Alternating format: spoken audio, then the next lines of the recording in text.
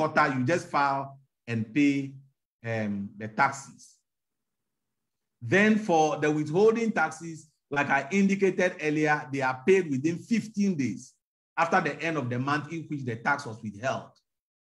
And then VAT, which is the value added tax on services that you render and goods that you supply. The VAT is paid within the last working day of the month. So these are the various modes of which taxes are paid to GRA. Now let's look at some of the tax types that we administer. GRA, like I indicated in my introductory remark, administers all the taxes in this country, but just to throw light on some few of them. The first class of tax we administer, direct taxes. Our taxes are classified into two. We have direct and indirect. So with the direct taxes, we administer what we call the corporate income tax. The corporate income tax, and this is paid by all companies in Ghana. Then we have personal income tax. The personal income tax is paid by all individuals. They can be sole proprietors or a partner of a partnership. Then we have what we call the capital gains tax. And the capital gains tax is when one disposes of an asset or a capital asset or an investment asset and made a gain on the realization. That gain is currently added to your business income and tax. So capital gains tax is also one of the taxes that we administer. Then we also administer what we call gift taxes. When you receive any gift, we look at the market value of the gift, and that market value is added to your income and subject to tax. Then all those who are employees, they are under obligation to file, the employers are under obligation to file their PAYE and pay taxes on their wages and salaries. Of course, we have taxes on petroleum income tax. We have stamp duties. Stamp duties are taxes that we pay when we are regularizing our documents. You want to register your title to land. You want to register a document at the court, and so on and so forth. Stamp duty are taxes that we pay on documentation when you want to make your legal documents. Now, we have several other withholding taxes that we also administer. One of them is rent. When you are a landlord and you own a property and you've rented it out, and then your tenant is paying you, the tenant is under obligation to withhold taxes from the rent income. So rent is an investment income that suffers a final withholding tax of 8% for residential premises and 15% for commercial premises. Another investment income is interest. So taxes on interest, other than interest that are paid to individuals. So interest paid to individuals are exempt, but any interest paid to persons other than individuals suffers a withholding tax of 8%. And then companies that pay dividend to their shareholders. So when you pay dividend to your shareholders, the dividend payment suffers a final withholding tax of 8%. And then royalties suffers a withholding tax of 15%. Natural resource payment also suffers a withholding tax of 15%. So these are all examples of withholding taxes. Those resident directors, the fees and allowances that are paid to resident directors or managers or board members and board chairmen, those sitting allowances and those honorarium attract a withholding tax of 20% on account. And those who are doing part-time lecturing or part-time teaching, examiners and invigilators, also pays a withholding tax of 10%. Endorsement fee attract a withholding tax of 10%. Commission to lotto receivers and lotto agents, attract a withholding tax of 10%. Sales agent, 10%. Then we have insurance agent, commission to insurance agent and canvassing agent. They also attract a withholding tax of 10%. Then we have supply of goods, 3%. Supply of service, you fall within the service category. So for income tax purposes, any service you render and you are being paid for would have to be subject to a withholding tax of 7.5% because you are service providers. Then supply of works goes for 5%. So these are all with different types of withholding taxes that we administer. So when the taxpayer is going to make payment to the third party, we expect that the taxpayer would hold at the appropriate rate and then pay to the Commissioner General. Then we have some list of indirect taxes.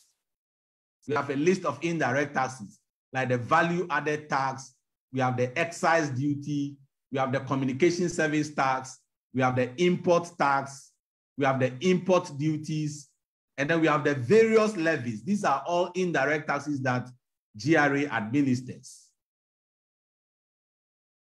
These are all indirect taxes that we administer. So sometimes you see us administering NHIL, Get Fund, National Fiscal Stabilization Levy, and all other levies that government imposed, we administer. Then, of course, David, are you there? Yeah, so of course. I'm here. All right. I'm here. All right. You want me to take do the VAT bit from here? Yeah. Okay, no problem. So yes, thank you very much, Lawrence. So to continue from where he's just breaking off, we are dealing with the taxes, and just a quick one before, when you have the VAT, as a tax registered person, you must charge and collect a tax. And thereafter, you must account for it on returns, as he had mentioned earlier on.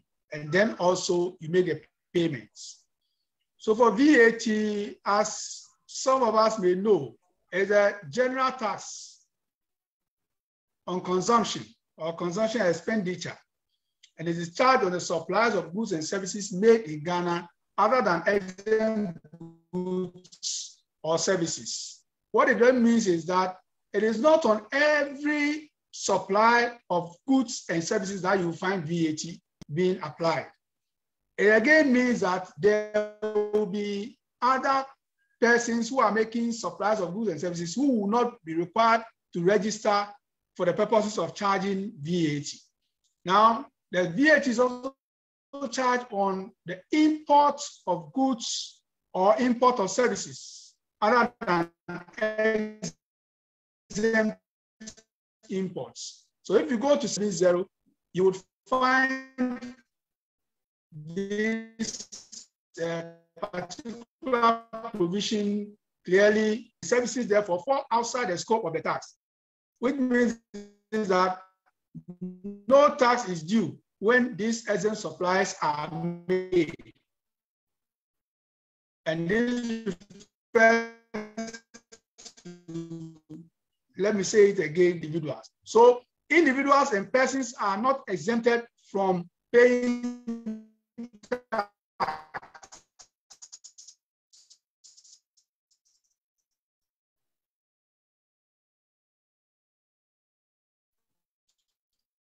Hello.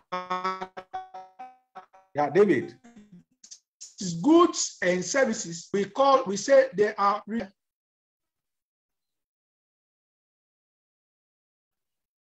Hello. Hello. Yes, sir.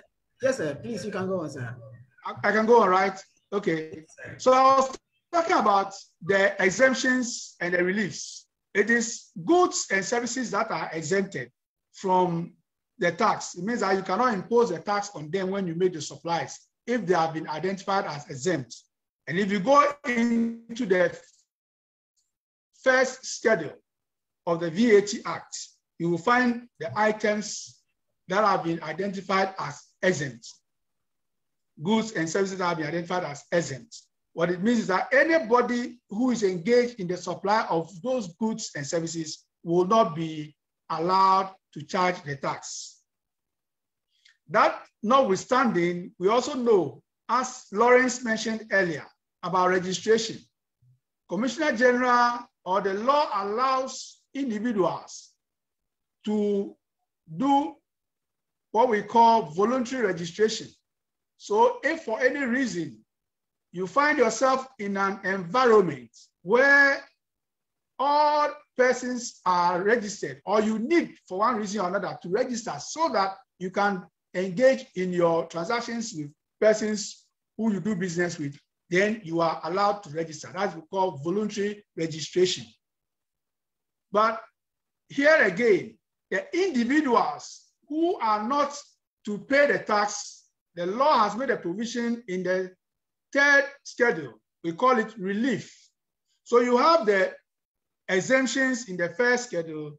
Then in the second schedule, you have the zero rated, which means you are exporting the items. And then in the third schedule, you have the relief supplies. And the relief applies to individuals or human beings. So VAT is chargeable on the supply of goods and services where the supply is a taxable supply and are made by a taxable person in the course of a taxable activity of that person. So what this simply wants to tell us is that anybody who will be allowed to charge the tax must first and foremost be a taxable person. And to be a taxable person, then you must have registered. Okay, so you register and you are a taxable person. And you are dealing in taxable supplies. So your registration is based on the type of activity you are engaged in. So if you are engaged in a taxable supply or taxable activities, then you will register as a taxable person and make taxable supplies. And the threshold for registration under VAT at the moment, prior to the coming into effect of Act 870, VAT was using Act 546. And Act 546 only allowed threshold for retailers of goods. But in the coming into force of Act 870, all taxable persons, all persons who will be registered must first and foremost meet the threshold. What it means is that whether you are a manufacturer of goods, you are a service provider like yourselves, or you are a manufacturer, you are a service provider, or you are dealing in wholesale supply or retail supply, the law requires you to have met a threshold of 200,000 Ghana cedis for a period of 12 months and can be broken down even to the day. Then you can be allowed to register. And again, let me add here that we still have the issues to do with the voluntary registration, because we reckon that there may be persons who may not meet the threshold, but for the purposes of their business and the environment in which they find themselves, their trade partners, they will need to be issuing tax invoices to them. And so they will come under voluntary registration and register. Good. Lawrence, can we go to the next slide? Okay, so the value added tax, yeah, you are controlling for your end. Okay, so the taxable activity refers to an activity carried on by a person wholly, partly in Ghana. So either you are carrying on the activity wholly in Ghana or you are carrying on the activity partly in Ghana. Whether this activity is for pecuniary profits. You see, some people may carry on an activity and they say, oh, this one is for my friend, I didn't charge him. I'm not taking any money for this activity, whether service or goods that you are supplying. The law does not look at that. What the law looks at is that this particular activity, whether you are taking pecuniary benefits for it or not, once it is a taxable activity, you are required to charge a tax and account for it. Now, this activity may involve or will be intending to involve the supply of goods or services to another person, as I've explained earlier on, for consideration. So once there is consideration involved, immediately you are undertaking a taxable activity and you are supplying it, or you intend to supply to a third party, and to that person you are expecting to receive consideration for whatever supply you have made. The law says that you are expected to register because you are undertaking a taxable activity. And consideration in this case is a supply made for where the supplier is directly or indirectly entitled to receive payment wholly or partially in money or in kind from the person to whom the supply is made or from any other person. So here again, whether you are receiving the money or you are not receiving money, but you are receiving something else instead of the money, the law is saying that if you are receiving money or you are receiving kind, it is a consideration for the activity or the supply that you would have made. So where even people engage in barter trade, you exchange one activity for another at the same value, the law indicates that it is a taxable activity and you are expected to regularly account for the tax therein in that activity. Now, for service providers, a VAT will be calculated based on the standard rate. Hello? Yes. Yes, sir. Yeah. We would like to have a more proper view of your face, sir. Okay, so yeah. Yes, okay, sir. is this okay? So if it is better. better. Yes, sir. This is very better, sir. This is better. Great. Yes. Thank you. Okay. Thank you. Right. So I was saying that when it comes to service providers, you know, VAT is charged based on the rate that is provided for by the law. So we have two major situations here when you are dealing with VAT. You have the tax rate, which is applicable to standard supplies, and then we have the tax rate that is applicable to flat rate supplies. So for standard supplies, where the provision of the law,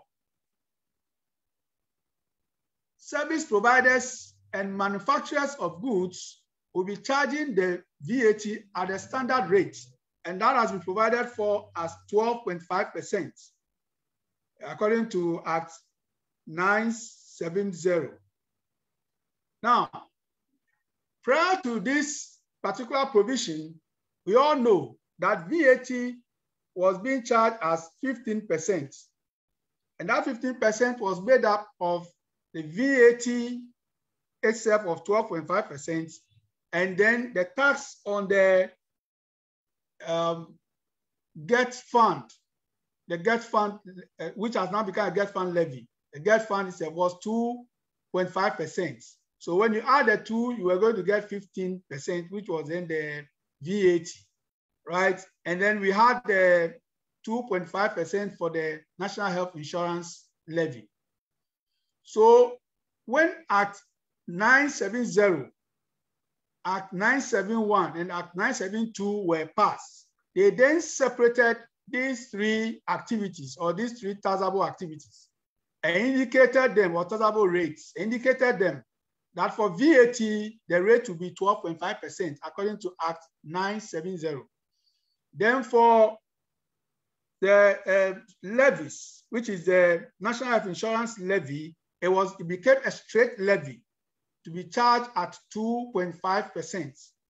And then we had the GET fund also now coming up with its own law, which is the Act 972, to charge a rate of 2.5%. They are indicated as straight levies because they do not conform to the standard invoice credit system or input-output operation of VAT. So that's why we have them as straight levies. And we can take note of that accordingly. And as you all know, in the just read the budget of the government, we have a new straight levy, which is the Act 1068, imposing a COVID-19 health recovery levy of 1%. Okay, so that is also a straight levy, and that has come to join the two other levies that we had previously. Now, we'll look at the tax incentives. And we are saying that there are several reliefs and incentives that have been provided for by the various tax laws. These include exemptions for young entrepreneurs, and the law mentions or gives a particular range of persons who will enjoy these incentives or relief. There's also exemptions for private universities. There are tax holidays for selected businesses. There are also selected businesses that will be able to carry forward their losses from a particular year to another year. And there are payments of also tax refunds where necessary. If you deal, for example, in exports, then basically under VAT, for example, your input taxes will be more than your output tax. Why? Because your export is zero rated. It is taxable, but zero rated.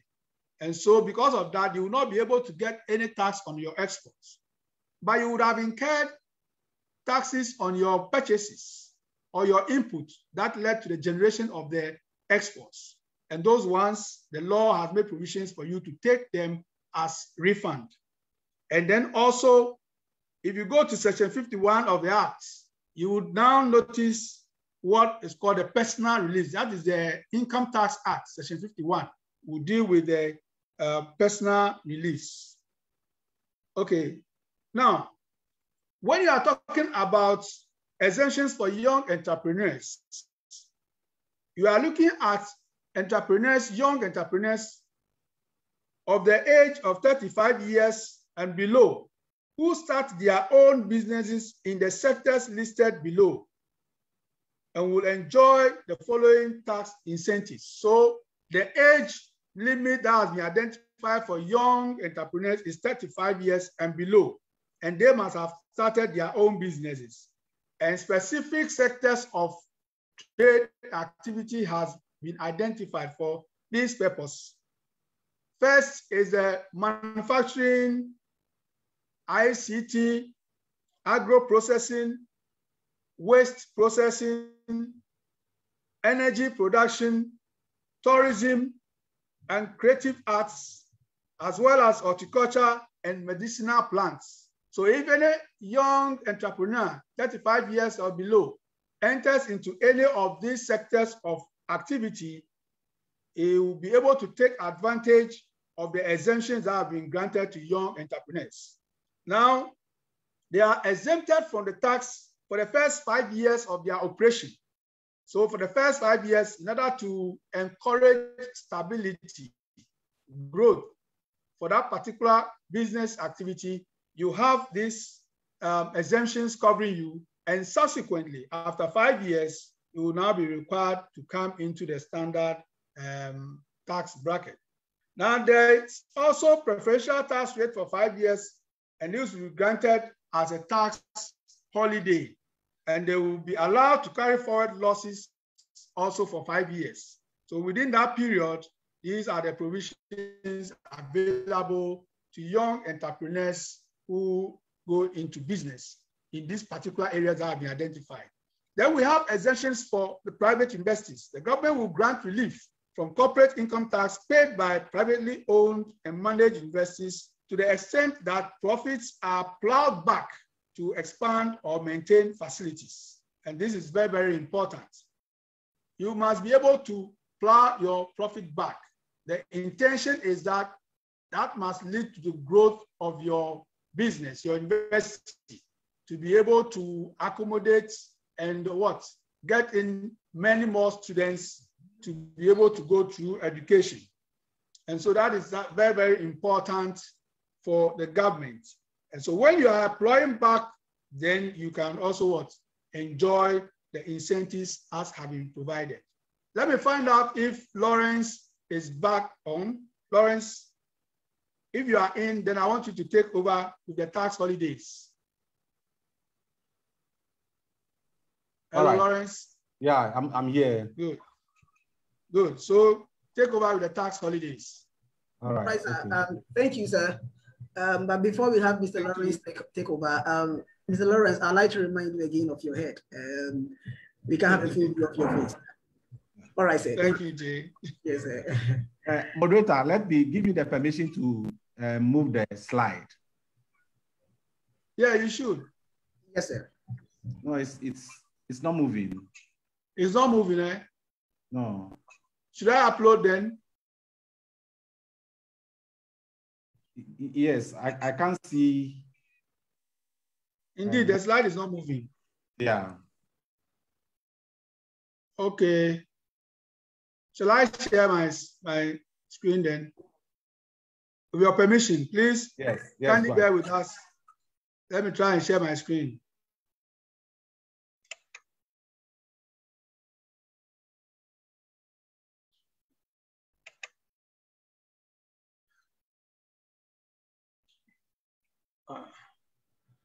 All right, sir.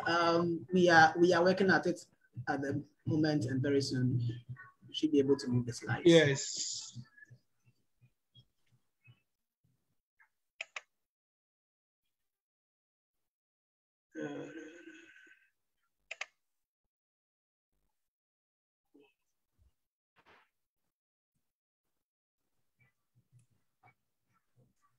Lawrence, are you still there?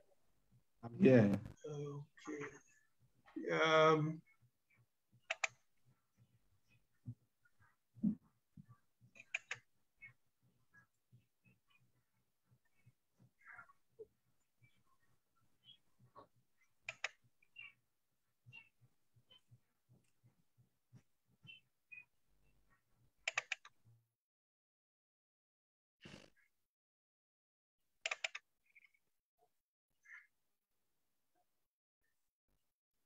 Are you seeing it? Yes, you haven't opened the slide yet. I'm seeing you haven't opened the slide. Share it. Just a moment. Okay. So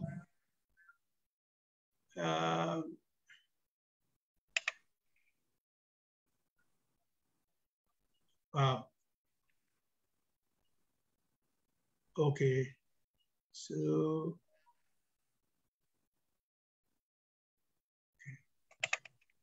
yeah.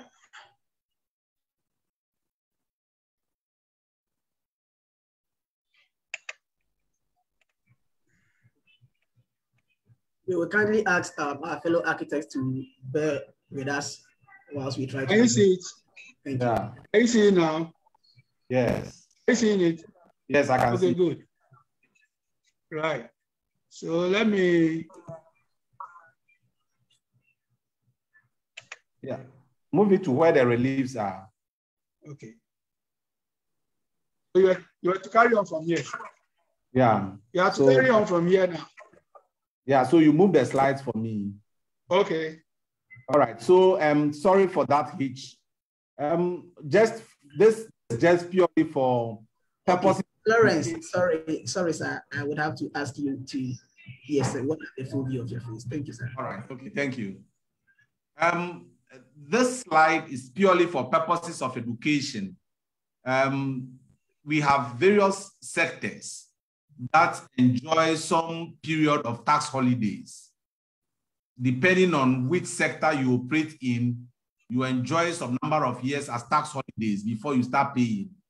It may not fit into exactly what you are doing, but that was why I mentioned that it's purely for purposes of education. For example, those in the agri business, if you are into tree crops, you have a 10-year tax holiday period from first harvest. And then those who are into cattle farming, they also have 10 years tax holiday from when the business commenced. And then still in agriculture, those who are into cash crops, farming livestock, fish farming, they have 5 years from when the business commenced. So they have about 5 years tax holidays. Let me just quick add that during the tax holiday period, all these businesses are supposed to pay 1% of their chargeable income as corporate taxes. Then those businesses that are into agro-processing businesses have 5 years from when commercial production commences. And then we have a class of business that processes cocoa byproducts, the processing of cocoa beans or cocoa husk, or they use it to process soap or pomade or hair cream. Those products, they have 5 years from when commercial production commences. Then we have businesses that are engaged in recycling of plastic and polythene materials for agricultural or commercial purposes. They also enjoy a tax holiday period of 7 years from when commercial production commences. Then we have rural banks. Rural banks or businesses that are incorporated as rural banks enjoy a tax holiday period of 10 years from when operation commences. And then, like I indicated, all of them during the tax holiday period pay 1% of their chargeable income as corporate taxes or their personal income taxes. Then those companies that are into construction for sale and letting of low-cost affordable housing for residential premises, they are into a tax holiday period of 5 years. And then the certification must come from Ministry of Works and Housing that indeed you are into the construction for sale and letting of low-cost affordable housing. So they have a 5-year period from when operation commenced. Then we have companies that are incorporated as a venture capital financing companies. They enjoy a 10-year tax holiday period from when they qualify, when the company qualifies or satisfies the eligibility criteria as a venture capital financing companies. Then apart from that, yeah, all businesses and all companies are allowed to carry forward losses. All businesses and all companies are allowed to carry forward losses. What does that mean? It simply means that if you file your returns in, let's say, 2018, and you have made a loss of 1,000, and then the following year, 2019, you made a profit of, let's say, 400, then your loss you have made in 2018 would come and wipe the profit for 2019. So it means that for 2019, you will not be liable to pay taxes. And again, and you still have unutilized losses. When you make another profit in 2020, let's say the profit for 2020 is 600, then the loss will be carried forward again to wipe the profit for 2020. So all businesses, including all of us, our consultants or whatever business we do, the law allows us to carry forward losses. Just that some of the businesses are classified as priority businesses.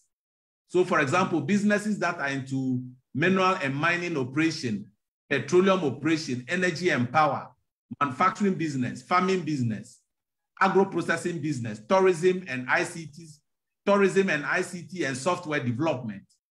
All of them are allowed to carry forward losses for 5 years. Those businesses in the priority sector, they are allowed to carry forward losses for 5 years. But when your name is not specifically mentioned as those in priority sector, then you are allowed to carry forward losses for 3 years. So for people like architects and all those ones, you are allowed to carry forward losses for 3 years. Now let's move on. Now, a lot of people ask, we do presentations and people ask that, oh, in some other jurisdictions, I mean, they pay tax refund and so on and so forth, and whether we don't have that provision in our tax laws. The truth of the matter is that we have that provision, payment of tax refund. And when a person has paid excess taxes, the law imposes an obligation on the Commissioner General to do two things. The first one is to apply the excess tax in the reduction of any other outstanding tax liability. And then the second thing the Commissioner General is under obligation to do is to refund the remainder to the person within 90 days. So when you pay excess taxes, the Commissioner General will find out whether you have any other outstanding tax liability. Then the excess tax will take care of any other outstanding tax liability. And if there is any remainder, the law says that the Commissioner General should refund that to the taxpayer within 90 days. And if the Commissioner General fails to do that within 90 days, the law prescribes that the Commissioner General will pay interest on that money to the taxpayer. So yes, the argument is that there's still the provision for payment of tax refunds to our cherished taxpayers. Now let's move on. Yeah, all of us being individuals are entitled to personal reliefs. And these reliefs are available that we can take advantage of as individuals, employees, your individuals, and all that. The first one is marriage and responsibility relief. And so when you are married or you are a single spouse that have at least 2 dependent children, you have a relief up to 1,000 Ghana cedis. So marriage or responsibility relief is 1,000 Ghana cedis for the year. Then we have a disability relief. Anybody who is able to prove to the Commissioner General through the Department of Social Welfare that you are disabled, that person is entitled to a relief of 25% of that individual's accessible income from business or employment. So individuals who are disabled are entitled to a relief of 1/4 of their income. 1/4 of their income, that is 25% of their accessible income, is granted to them as what? A relief. Then the next one is old age relief. These are individuals who are above the age of 60 years. So when you're above the age of 60 years and you are engaged in business, either consultancy or something, you are entitled to a relief of 1,500. So old age relief is 1,500, and it applies to any individual. Hello, sir. Yeah, I can hear you. Yes, sir. Please, we would because of our time, it's 4 o'clock at the moment, and we would like you to be coming to the wrapping end of the program so that we can ask you questions. I have some questions. All right, so thank you very much. Actually wrapping up. Yeah, yes, sir. Thank you, sir. Yes, and then the individuals, old age, 1,005. Then we have child education relief, and that relief is available to persons who have their wards attending schools in Ghana, from basic school to the universities. Once your child or your ward is schooling in Ghana, each child is entitled to, you are entitled to relief on behalf of each child for a maximum of 600. So up to a maximum of 3 children, you have 1,800 as relief. You have 1,800 as relief. Let's move on. Then we have aged dependent relief.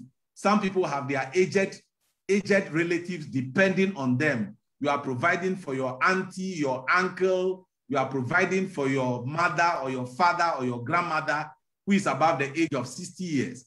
Each of them is entitled to a relief of 1,000 Ghana cedis for the year. And you are entitled to a maximum of 2 aged dependents. That will qualify you for a relief of 2,000. Then the cost of training relief for professional, technical, and vocational knowledge, you have up to a 2,000. Ghana cedis as a relief. Anyone that is engaging in the cost of training has a relief up to 2,000. Then the last but not the least is the mortgage interest relief. Anyone who, or an individual who took a loan to construct your first residential premises. You construct your first residential premises. That is where you live with your family. The interest on that loan is granted to you as a relief. That interest is called the mortgage interest relief. And so, and now it is granted to all persons. It can be deducted on monthly basis and so on and so forth. So you are also entitled to what we call the mortgage interest relief. Well, as a result of the COVID-19, there has been some waivers and reliefs that are granted. One is the suspension of vehicle income tax for 2021. So for all the vehicle income tax, selected vehicles, their taxes have been suspended for 2021. Suspension of tax stamp for micro businesses for 2021. And then the conditional waiver of penalties and interest outstanding before 1st January 2021. These are all reliefs that are available for, as a result of COVID. Let's move on. Yeah, so these are some of the compliance measures. We get information from the public. So if you have any information on any taxpayer or you have information on somebody who is not paying taxes, yes, we rely on media campaigns. So the whole of next week will be on the media educating the public. I mean, of course, now the TIN provision is being replaced by the national ID. We do what we call data matching to identify returns that the taxpayer submit. We do risk assessment. We do tax audit. There's a withholding VAT. We also undertake what we call excise tax stamp. These are all compliance measures that are available to the Commissioner General. At the port, there's an introduction of paperless system, implementation of the cargo tracking system. We have voluntary disclosure schemes. Some of the disclosure schemes are embedded in our tax laws.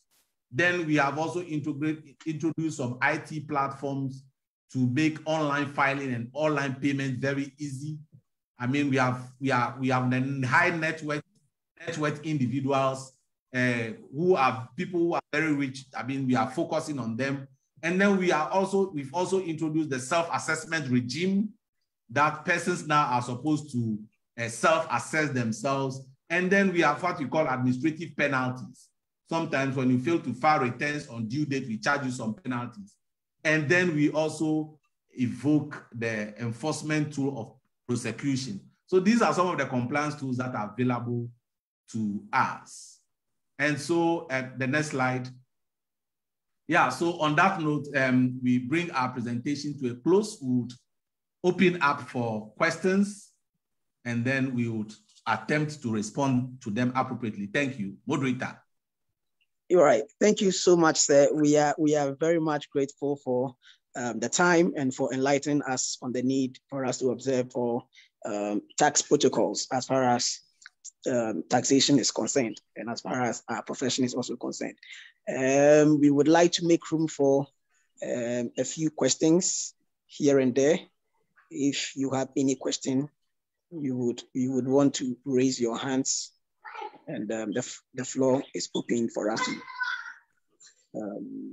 ask any questions. All right, so please, I have a question here.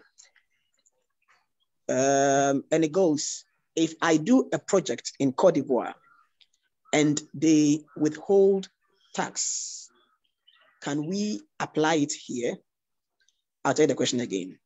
If I do a project in Côte d'Ivoire and they withhold tax, can we apply it here? I don't know if the question is clear, sir. Yeah, it's clear, it's clear. All right, sir. So should I go ahead and respond? Yes, sir, please respond, sir. All right, okay, yes. The answer to that question is that, yes, we have a provision in our tax law that allows taxes that you have paid in foreign countries to be granted to you as a relief. So you cannot use the taxes that are paid in Côte d'Ivoire to come and offset your tax liabilities in Ghana.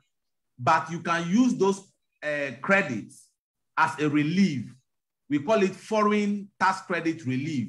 So when you do a project in Côte d'Ivoire and they withhold taxes, you can file those taxes in Ghana under Section 112 of the Income Tax Act. And the Commissioner General will grant that to you as a foreign tax credit relief. But for you to be able to qualify for that relief, you would have to disclose all the income that has suffered that tax. Now our new income tax law have moved all of us to what we call the global source of taxation. So when you are a resident person, your income from a worldwide source is supposed to be disclosed to the Commissioner General for tax purposes. And when you disclose your worldwide source of income, then any tax that is paid on the foreign income will be granted to you as a relief. So yes, the foreign withholding taxes that you have paid can be granted to you as a relief. Thank you. Okay, thank you so much, sir. Thank you so much for the answer. We have another quick question from Stephanie, and she says, thank you for the presentation, very enlightening. Her question is, can foreign nationals have their businesses, can foreign nationals who have their businesses in Ghana experience these reliefs? Are there any special requirements for foreign nationals for taxes in general? Thank you. So I can go ahead. Yes, sir. All right, Stephanie, thank you for your question.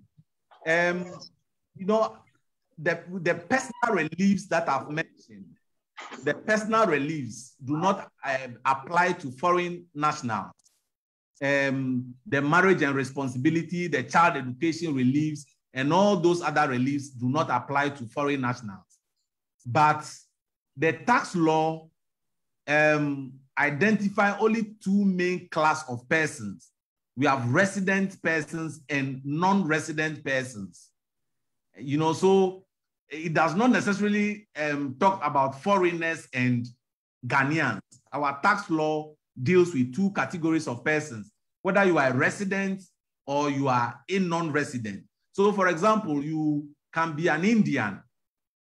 When you come and you incorporate your company in Ghana, that company is a resident company. And any incentives that are available to resident companies, that company will take advantage of it. So basically that is it.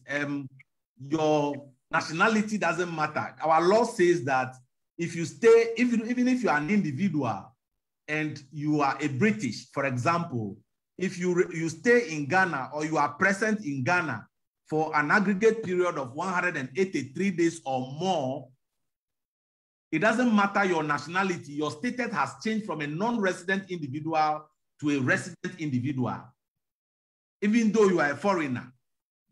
So once you are present in Ghana for an aggregate period of 183 days or more, you are a resident individual. So any reliefs or any benefit that applies to a resident individual will apply to that person, irrespective of whether he's an Indian or he's from UK or wherever.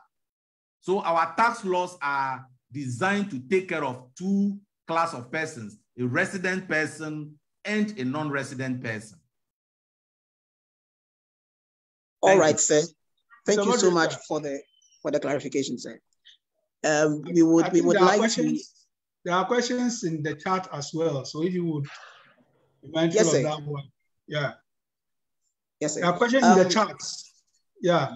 Somebody has asked a question. Said, bravo, excellent presentation on the collection of taxes. But what is all this money that we have used for? As tax collectors, I believe it is only fair if you identify specific projects or activities that the money you collected is used for. And then the second question is the payment of corporate tax individual tax, not double taxation. I would take this, Lawrence, if you don't mind. No problem. And so, indeed, we thank you for your observation. And as you all know, I mean, taxation is a responsibility for all of us once we are residents, and it's required that we contribute our taxes for the development of the nation, as has been indicated. I just want to indicate, also stress that the taxes that we collect go directly into the consolidated fund from which the government then takes its developmental activities. It was mentioned that, yes, a large proportion of it goes into emoluments. However, you also would have realized that there are taxes that have been clearly designated for specific activities, and those ones go into it. Not to mention what we have currently. We have the free senior high school scheme or system that is running. It has all the collection of the tax will go into it. We also have GET fund, for example. As a GET fund levy, we know that all that money that is collected goes into a specific fund for the specific activity of developing education facilities in Ghana. Likewise, for example, the National Health Insurance levy goes into health activities. So you realize that apart from the designated taxes that we collect, which goes into specific funds for the activity, all the other taxes that are not designated go into the consolidated fund, from where the government undertakes all other activities required for the development and progress of this nation. And so that is the first part of it. The second part, I would say that would not be a true reflection of the observation, because yes, we pay corporate tax and we also pay what? Individual tax. The tax that is earned by the organization, which in this case will be identified as a legal entity. The organization will pay the tax, okay, to pay tax on its earnings. And we individuals, when we earn from our work, we also pay the tax. So you could see that the organization or the corporate entity is working and its earning is tax. So it works, its earning, it must pay on the tax. And for individuals like us, we may be working in the organization from where we are paid our taxes. The taxes, the income are taxed in our hands. So it is when we have received our income that the taxes are applicable to us. So the entities are separate. Legally, they are separate. A corporation or an organization is a legal entity. So it stands on its own, just like each individual also stands on its own. So we will not be able to put the same two together and say that this is double taxation because, for example, I'm in GRA. Let's say I'm in GRA. I work in GRA. I earn my income in GRA, and I pay tax on my income. If GRA were to be a profit organization, then also would have worked to earn an income as GRA. It is also expected to pay tax. Supposing I'm in GRA, I work here, and somebody is in, say, SNIT, works in SNIT. Would you say that if I get my income and I pay tax here, the person from SNIT also gets income, then that will be double taxation? This is the issue that you can look at as you are discussing this particular point of view. All right, sir. Thank you so much, sir. Thank you so much for the answer and clarification. We have a question from Amalgamated Group, and the question is: if a quasi-government institution deducts 7.5% withholding tax from my fees, why must it become my duty to chase the tax credits whilst I have a term? Please, sir, is the question clear? Yeah, it's clear. Thank you, sir. We agree absolutely with the gentleman or the group. Once you have suffered a tax and you have a TIN, the system should be able to synchronize and automatically credit you so that you don't need to follow up with the tax credit certificate and for years on end. It's our IT platform that we're using previously was not able to synchronize the withholding tax credits with third parties where it can reflect directly. Now, the IT system we are adopting now is able to do that. And so moving forward, I am very sure that you wouldn't have to be chasing your tax credit certificates. Once the payment is made and the third party has a TIN, the system should be able to credit your account automatically. And then for employees, once you make payment on behalf of your employees, the system should be able to credit the individual accounts for the employees. So I think it was a challenge in the past, but that challenge has been resolved now. So moving forward, I don't think you would have to be chasing your tax credit certificates. Oh, all right, sir. Yes, sir. Thank you, sir. We have a question from Charles K. Bosompra. And his question is, please, can I file my tax returns online or it always has to be in person?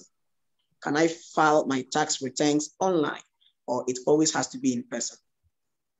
All right, so let me just come in again. From next week, we're going to do a radio program strictly on online filing. And it's going to be on all the major FM stations in the country, the Joy, the Star FM, and all the major FM stations that we listen to. You can, now we have interfaced with Ghana.gov. So when you go to Ghana.gov, you have GRA there as one of the state institutions listed on the Ghana.gov platform. And when you go there, you can file your returns, all your returns online. And from next week, we'll start with very in-depth education on that, where we'll educate our taxpayers on how to go about it. Go to Ghana.gov, log in, go to GRA, log in GRA. You identify all the activities or the transactions that you want to engage, you want to pay online, or you want to file your returns online. Yes, that is it's doable. So even those of you who have your smartphones, you can just click on Ghana.gov. And then when you click on Ghana.gov, you see some state institutions there. You just look for GRA, you click on GRA, and it will tell you all the things you can do online with GRA. So it's doable. Thank you. All right. Thank you so much, sir, for the answer. We have another question coming from Amalgamated Group, and I'll be quick at it. If money withheld is not honored by a quasi-government institution on time, why must the tax entity harass us rather than taking the said institution to court directly? Yeah. Money withheld from who? Is it from you withholding from the quasi institution or institution withholding from you? Yeah, you're talking about the institution withholding from them. Yes, please. If money withheld is not honored by a quasi-government institution on time, why must the tax entity harass us rather than taking the said institution to court directly? Yeah. To just respond, I think that the law imposes obligations on withholding agents to pay any money withheld within 15 days, following from when the money was withheld from the Commissioner General. So like I indicated in my presentation, when a transaction suffers a withholding, the withholding agent will have to pay to the Commissioner General within 15 days. You know, and so when the agency fails to do that, the withholdee or the consultant who has suffered the withholding should not be the one who should suffer from the quasi-government organization's failure to pay the taxes on time. It is correct that when under such circumstances, it is the withholding agent that should be held personally liable or it is the withholding agent that should be surcharged for not paying the taxes on due date, you know. But what generally we advise that you do is that when you do a transaction with a quasi-government organization, you are given vouchers, payment vouchers, or evidence to show that you have done those transactions, which indicates that you have suffered a withholding tax of so much. So you can submit that to the GRA office. That alone is enough to tell us that the money has been subjected to withholding tax. And we will now wait until the withholding agent follows up. And we also follow up with withholding agent, and those who fail to file on due date, we either surcharge them or we impose interest on the money. We don't come back to the withholding agent, withholdee. We go to the withholding agent and we set them for not paying the money on due date, and we calculate interest for not paying the money on due date. So this is also another legitimate concern, which I think that we would have to work on it, so that when a withholdee suffers a withholding tax, then we should be able to pursue the withholding agent and, if possible, punish the withholding agent for not honoring that obligation. I think that's a very legitimate. Okay, so just to add to that, if for any reason you've been harassed, as we can see here, for this particular purpose, then we think that it should not be the case. And so we apologize on behalf of the organization for that particular action of harassing you when you are not the one supposed to account for the withholding tax that has been collected from you. So we also think that you can, like Lawrence said, you can do a follow-up with the organization to determine whether what was withheld from you has been paid. In a case, when they withhold from you, we also expect that you receive an invoice to indicate that that money has been withheld from you, for which purpose you'll be absolved. And don't forget that that money is also on account for you, because withholding from you is on account. And then you have to subsequently, when you are filing your returns, show that that money has actually been withheld from you for that purpose. So that is what I will add to what Lawrence has said. Mr. Moderator, I think I see a next question. I want to quickly dwell on that, and then I'll give you back the decision. The anonymous attendee is saying that if I submit a VAT invoice and the client does not pay the VAT, and then turns around to say they cannot find the VAT invoice, what recourse do we have? This is an interesting question. You have submitted a VAT invoice. I'm trying to see the context in which I will place it. So a client buys from you, or you buy from somebody, and then you are given a VAT invoice. Is that the case? And if that is the case, then the VAT invoice that you have as a person who has enjoyed goods or services from a taxpayer, that is to you.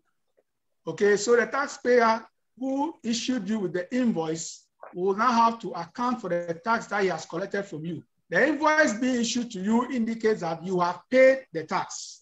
So on your own, you are resolved. You are absolved from any blame.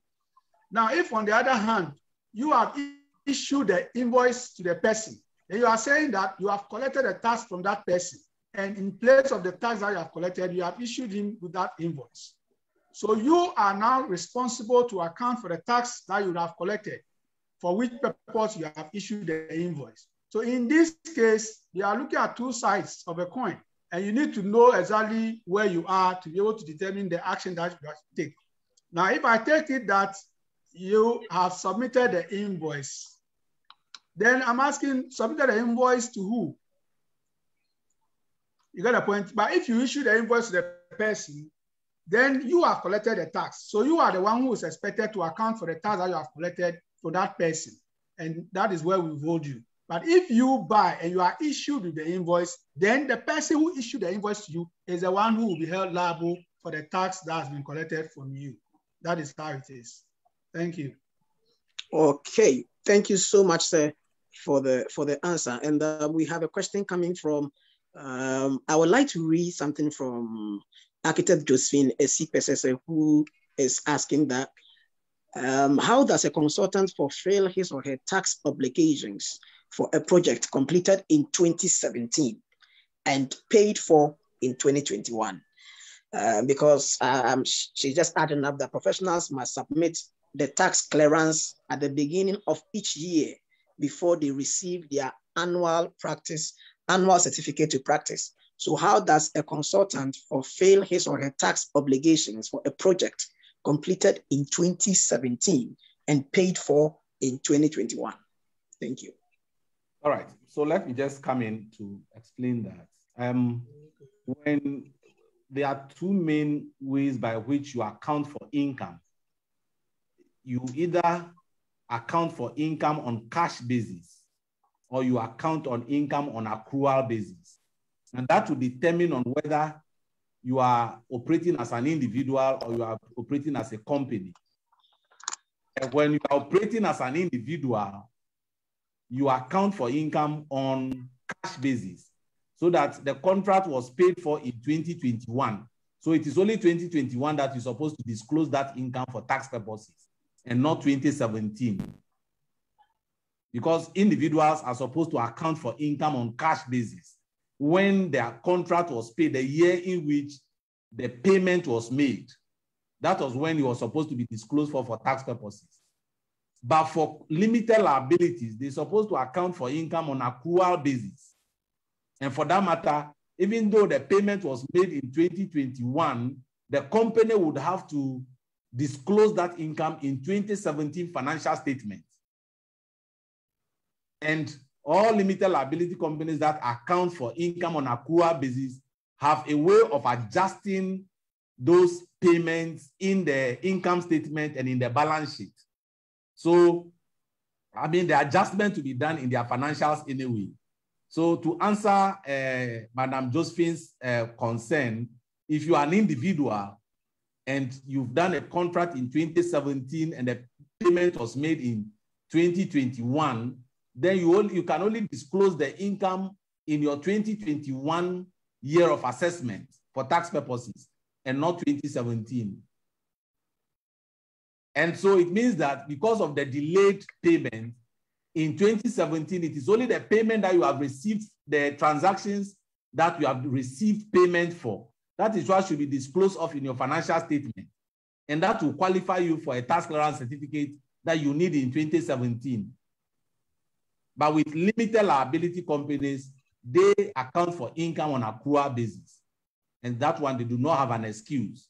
Whether the payment has been delayed or not, they would have to include it in 2017 year of assessment for tax purposes. Hope that question has been answered.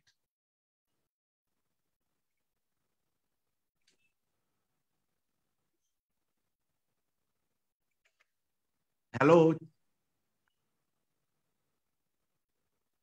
Okay, so if that's fine, there is this question on if I submit, okay, no, so there was a follow-up on that they work for a client and they submit their invoice to the client and the client does not pay. It still borders on the same issue. Are you representing the client in a business somewhere else for which you receive the invoice and come and submit to him, or you are transacting business with the client directly for which you will issue an invoice to him for what he has paid to you? Either way, if you are the one who is transacting business directly with the client, then when you issue the invoice to the client, he's supposed to pay you. And if he doesn't pay you, then there's an issue because you cannot part with the invoice without receiving the tax thereof. If you do that, when officers come in, the obvious evidence is that once you have issued the invoice, it means that the payment has been made to you and you are therefore expected to account for the tax. And so look at your business arrangements clearly with that client to know what you should do on that basis. Otherwise, once the tax invoice has been issued to the client, the expectation is that he would have made the payment of the tax to you, and you are the one who is supposed to account for the tax to the authority. Thank you. All right, sir. Thank you so much, sir. We have another question from Amalgamated Group, and I'll read it quickly. It says that, why are other allied consultants required to pay a different withholding tax on their respective portions of the same fee in Kumasi? I will take it again, please. Why are other allied consultants required to pay a different withholding tax on their respective portions of the same fee in Kumasi, but in Accra, JRA, upon a written instruction from the lead consultant, exempt them? Are the rules of JRA different at different areas of the country? From Amalgamated Group, sir. It's an interesting question. Yeah, you know, withholding taxes, the obligation is on the withholding agent. So the obligation is on the withholding agent to withhold. And then the withholding agent may end up withholding from several withholdees. So when the withholding agent withholds from 2 or more withholdees and pay on behalf of them, when the withholding agent is making the distribution to the withholdees, he doesn't need to withhold again. Once you withhold on a bulk amount, the value of the transaction, and then you pay the withholding taxes, you just go ahead and distribute whichever payment that you have to do to the other people who are supposed to be withholdees. And then the withholding taxes that you have paid on their behalf, you allocate it to each and every withholdee. Any consultant who is part of the arrangement, you allocate the payment, the tax credit certificate. So if there are about 5 consultants who are withholdees, after you have made a payment, you issue each of them with what? A tax credit certificate by submitting the returns, indicating that this transaction is done on behalf of about 5 consultants or 6 consultants. And then you allocate the withholding certificate to each one of them. Then each one of them would have to file their own returns, disclosing their income and the taxes that they have suffered. When it comes to the application of rates, the rates are the same wherever.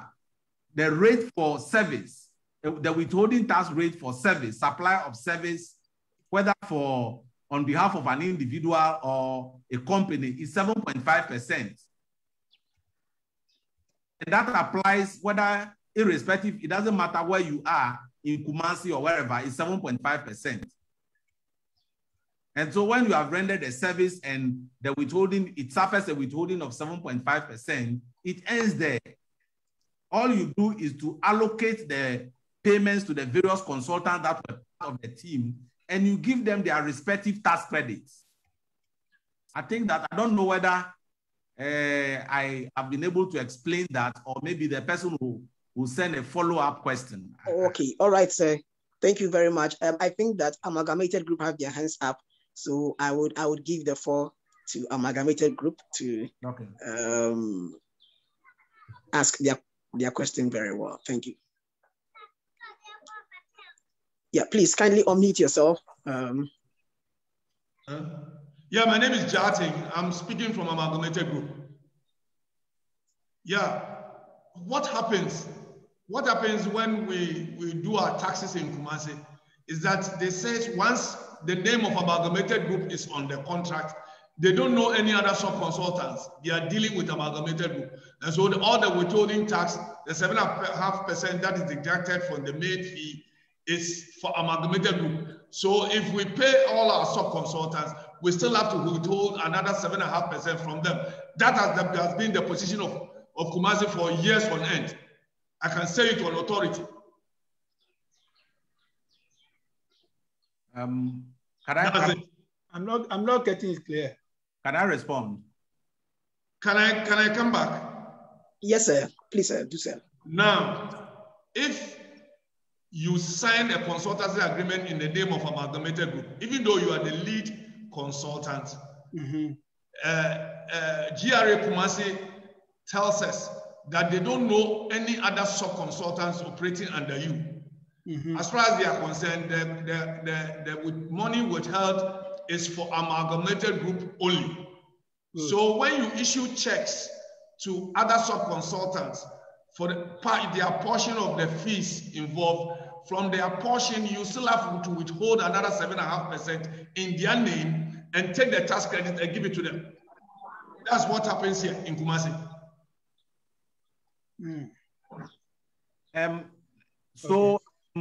When you're going to make the payments on behalf of the consultant, you add a schedule to it to show all the payments, the allocation. Do you add a schedule to it to show how much you are going to pay to each of the consultants? Yes, that's what we do. We add a schedule showing the 7.5% their fees due them and 7.5%. But the consultants have been complaining that, especially when you work with consultants in Accra, but that in Accra, you can have an arrangement where the original 7.5% that was deducted on the mother fees, the original fees, is allocated proportionately according to the portion of the fees that they are receiving to them. But when you work, you send that idea to Kumasi, our GRA in Kumasi, they don't accept it. Okay. So either you educate your people in Kumasi to accept it or something. I don't know. Okay. So what you are saying is that those who contribute to the contract, right, to the execution of the contract, they have their portions in it. And so for each of them, you would have withheld, which now culminates into the 7.5% at the lead contract consignments level, right? Yeah. Is that it? Yeah. That so is that the position in Accra, but in Kumasi it's different. Kumasi, they insist that the contract was signed by Amalgamated Group only because you are the lead consultant and you have appointed other people to do certain portions of the works. Yes. I get what I'm saying. Yes. You have chosen a quantity surveyor, you have chosen a civil structure engineer, you have chosen a mechanical electrical engineer, and they all take their fees. Now, all bills into the contract. The contract does not know them, but we signed the contract. We have appointed them to help us execute the contract. Right. So they claim that the 7.5% we take on the whole fees, they have a portion in that, and that they don't have to pay another 7.5% upon their proportion of the fees that is left after deduction of the first withholding tax. Okay. And so they think it's double taxation and they think it's daylight robbery. They will have to look at it again.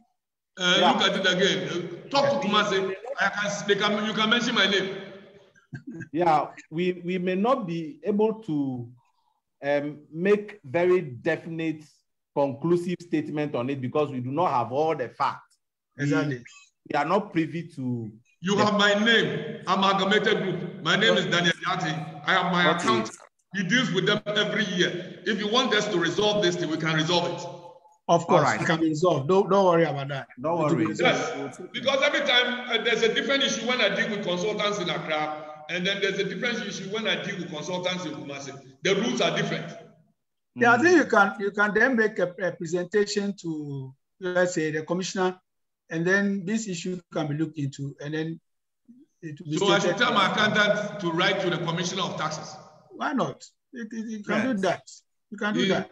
Your accountant if you are getting different standards, different treatments from different people for the same activity, then there must be something wrong, obviously. Okay. So what you can be interpreted differently in Accra and Kumasi. That is what I'm trying to say. Yeah. So that's what I'm trying to say. Hello. Yes. Hello. David. See, you are the other end of whatever is being implemented. Yes. Like my colleague said, we don't have full knowledge or information. Yeah. So we cannot make a determination now. But you can write out the issues to the commissioner in respect of the two scenarios. and then seek clarification and then operate accordingly. I think you will definitely get that is a typical, it's an elusive answer. I have my name, I have referred to Kumasi, and I've referred to Accra. If you contact me, I can link my accountant with you and we'll all sit down and see whether what I'm saying is true or false. Very well. Notwithstanding what I'm my name is Amalgamated Group. Let's talk and solve this thing. I'm not going to write to any commissioner and go and put my name in the books. I want to solve a problem. my accountant would discourage me from doing a frontal attack. If you were here, he would even tell me to shut up. To shut up. Okay. Then he will not be helping us. Because he will tell me to shut up and not to voice out this thing. Then he will not be helping us to resolve the issues. Anyway, we will look. So I want to solve it. So help me solve it. I am not going to go and open all frontal attack on here. All right, no problem. So you have my contact. Right. Let's talk. If we can arrange a meeting, then we'll see how we resolve this thing. I think Mr. Moderator can take a note of that and then advise us. Very well said. I am saying this is a real problem. I've been practicing for 35 years. Okay. Thank you. Thank you very much. Thank you so much, Mr. Jackson, Architect Jackson. Thank you so much. We are grateful, sir. We have a question from Architect Josephine. I would like to unmute her so that she can ask her question. Architect Josephine, please kindly unmute yourself. Thank you. Yes, hello, good evening, and thank you for the presentation. My question is on the new directive.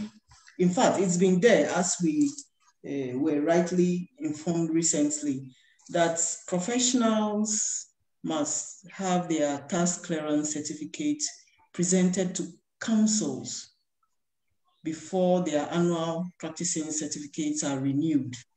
And I asked the question earlier as to how we should go about it, for the fact that some people have projects that run through years.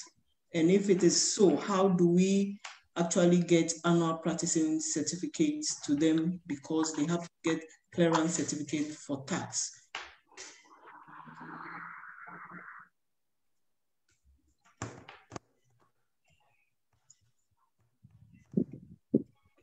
Yeah, hello.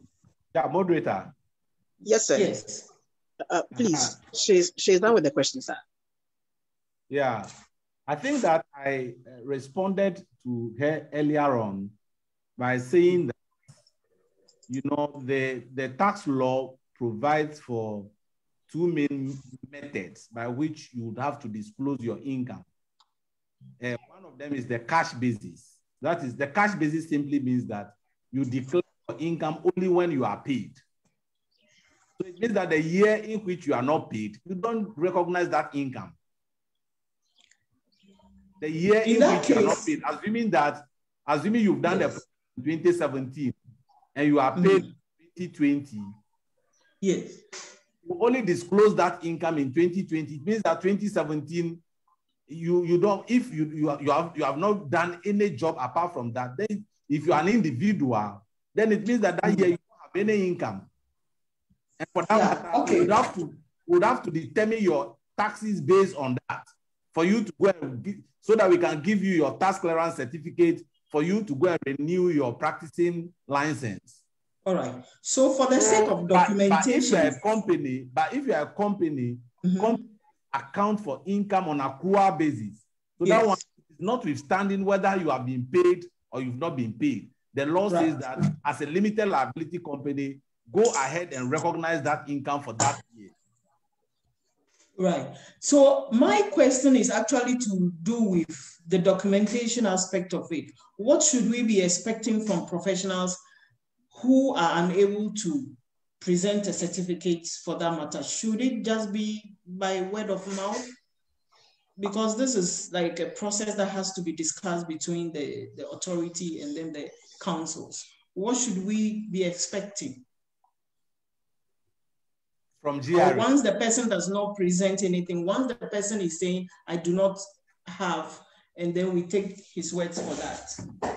But you see, when you file your returns with GRA, yes, 3 possible outcomes.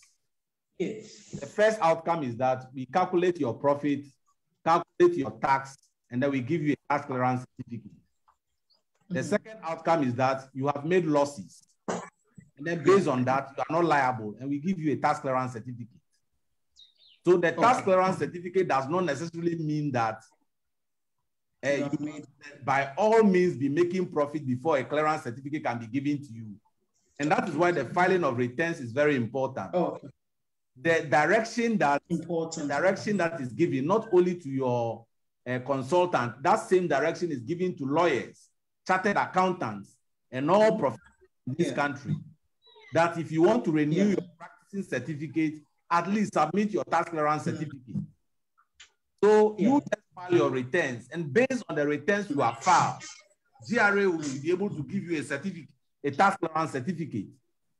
If you file a loss return and we do an audit and realize that indeed for that year you have not earned any income, we go ahead and give you your tax clearance certificate on the loss return you have submitted. Okay. It's clear to me now. Thank you so much. Okay. All right. Thank you. Thank you so much, Architect Josephine, and also for to our panelists for the answers.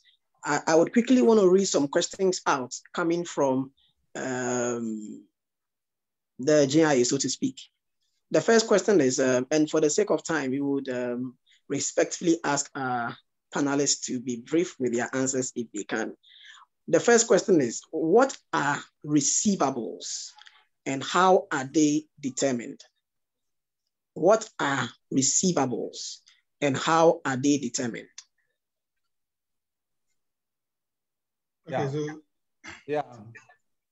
Lawrence, you want to take it? Yeah, go ahead. It's just linked to the accrual concept I've just explained. These are accounting terminologies. And so if you do a work for somebody who is supposed to pay you and the person has not paid you yet, I mean, the money is in debt, it's outstanding, then you are only entitled to receive that money. Once you are entitled to receive that money, but you have not received the money yet, then it becomes what? A receivable. You only receive the money when you are paid. But sometimes you are not paid. You are only entitled to receive it. And that is receivable. So these are strict accounting terminologies that reflect in the balance sheets as accounts receivables and accounts payable. It's just a distinction between what you are supposed to receive that you have not received yet, as against what you have received or what has been paid to you. So that's basically these are accounting terminologies. Oh, all right, sir. We have a very practical question here from an anonymous attendee. He says that I work for a public entity as an architect. My taxes are deducted from my salary. In registering for my annual practice certificate, I am to show proof of tax clearance. How do I receive your clearance to proceed with my registration from your outfit? Thank you. Yeah. Okay. So, David, you want to take it? Yeah, I think let me handle it. Okay, so it goes through the same process that Lawrence had explained earlier on. Individuals are also expected to submit returns at the end of the year for tax clearance purposes. So even though your taxes are deducted from your salary, there is a form 51 which your employer can complete for you, based upon which you can now also complete your tax returns and then submit them, so that at the end of the day, you will be given a tax clearance. Because without submission of your tax returns, you cannot get your tax clearance certificate. I think that is as straightforward as it is. So it is between you and your employer. He must give you the form. You complete your tax return and then submit it, get your tax grant certificates accordingly. Thank you. Yes, sir. Thank you so much, sir. There's a question here. It says that, what is JRA doing in order to bring more people? Lawrence, you want to add something to it? Yeah, when the next question, that would. Okay. What is JRA doing in order to bring more people into the tax fold so as to reduce the tax rate on the few who are tax compliant and are double taxed? Yeah. Take it. You know, the word double taxation is a very technical word. So yeah, when we use it, we just use advisedly. Yes, it's a technical one. But to answer that question, GRA is doing a lot to rope in a lot of people into the informal economy and rope in a lot of people who are outside the tax net. If you look at the concluding part of our presentation, you realize that we have put in a lot of strategies in there to track people who are outside the tax net. So you remember I mentioned persons in the high net worth individuals. We are targeting them. We are targeting people in the informal sector. I mean, retailers, wholesalers, manufacturers. I mean, we are targeting them. We have a strategy we call Operation Dragnet. Operation Dragnet simply means that we should drag everybody into the tax net. Whether the person is selling wache or the person is selling a food joint, a restaurant or something, everybody must be dragged into the tax net. As of February 2021, we have registered in excess of 6 million people into the tax net. 6 million people who are registered for TIN. When we started rolling out the TIN registration. And that's a very rapid increase in the total number of people who are being registered from the informal economy.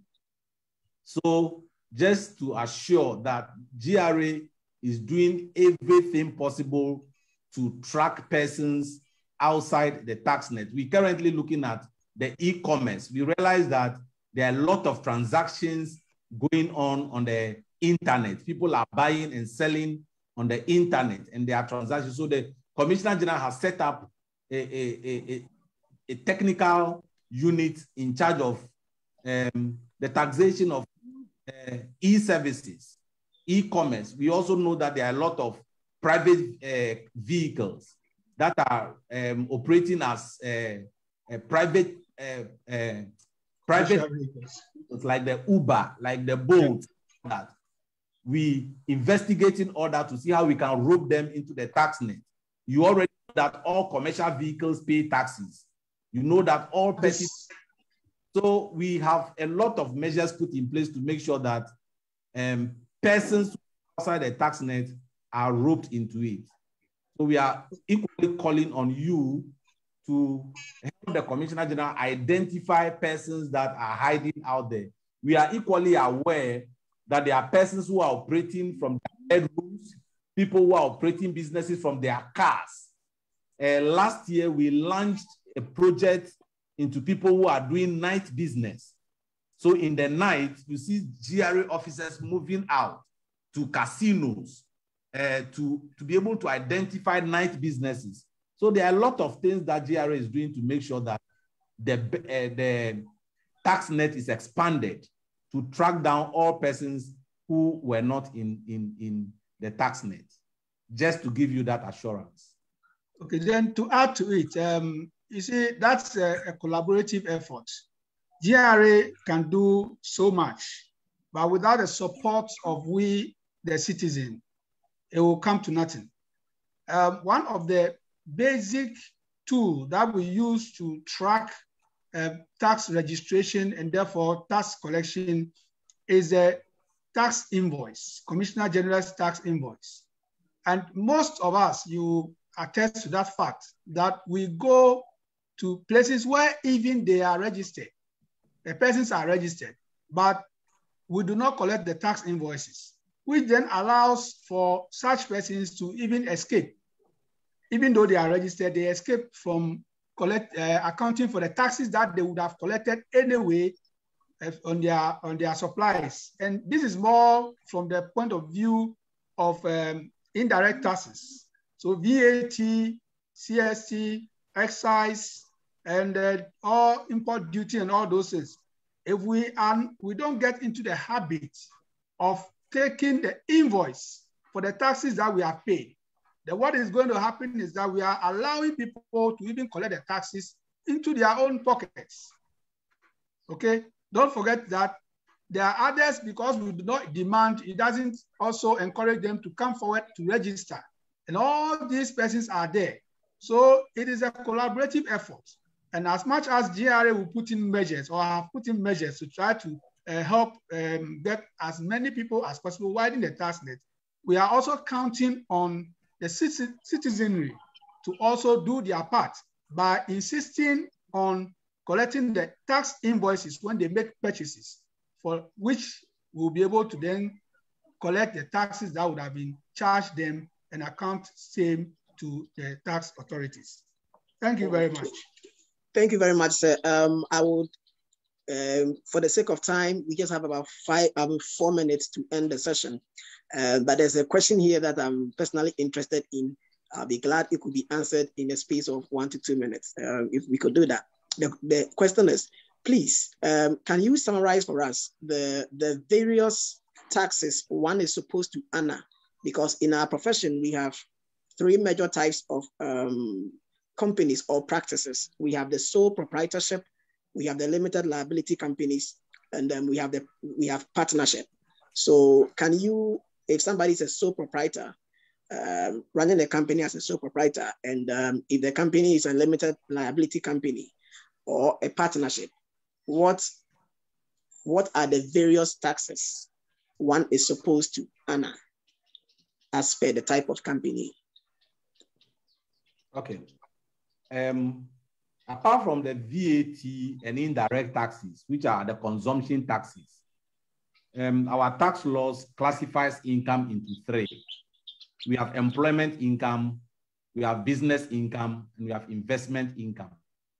So all those who are, when you fall under any of these categories, once you earn employment income, you would have to pay taxes. If you earn a business income, you would have to pay taxes on your business income. And that includes your corporate income tax, your personal income tax, and all the withholding taxes. Then when you have a property, an investment, and you earn an investment income, the investment income can take the form of rent, royalties, interest, dividend. When you earn an investment income, yes, you're supposed to pay taxes on those investment income. So let's just look at it from 3 classes of income: employment income, business income, and investment income. And once you are an individual or a company and you earn any of these classes of income, there is an obligation on you to register, disclose the incomes, and pay the taxes accordingly. Thank you. Okay, thank you so much. All too soon, we would like to draw a close to the program. We just want to encourage fellow architects that if you have a question, for the sake of time, you can direct the questions to the Ghana Institute of Architects. We would also forward. Yes, sir. Yes, sir. Sorry, there's one last one and I want to just respond to. He said, where can we get forms online? Please go to our website. Our website, all the forms are there.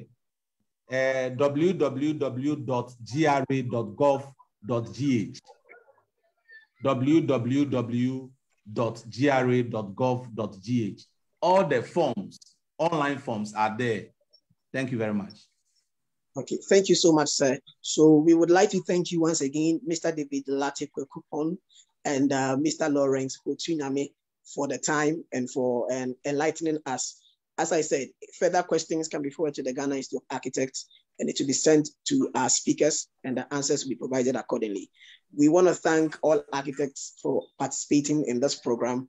And without saying much, we would like to come to the end of the program, and we hope to join another session soon. Thank you so much, and God bless you, and have a wonderful evening. Bye-bye.